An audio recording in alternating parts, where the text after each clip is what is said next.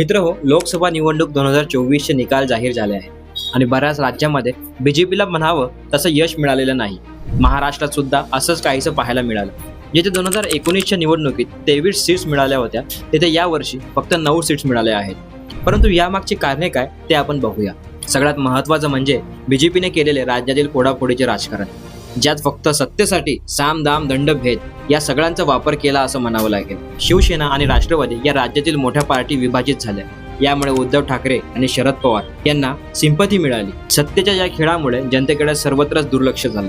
त्यातच मराठा समाजाला आरक्षण देण्यात झालेला विलंब, मनोज जरांगे पाटील यांच्या मोर्चांमुळे जे आरक्षण ओबीसी अंतर्गत पाहिजे होतं ते कोर्टात न टिकणारं 10% आरक्षण दिलं. त्यामुळे बहुतांश मराठा समाजाची निराशा झाली. तसंच कांद्यावर 40% टॅक्स आणि कांदा निर्यातीवर बंदी, कृषी विषयक धोरणांचा उलटसुलटपणा यामुळे शेतकरी संतप्त झाला होता. अशा बऱ्याच कारणांमुळे बीजेपीला महाराष्ट्रात अपयश आले.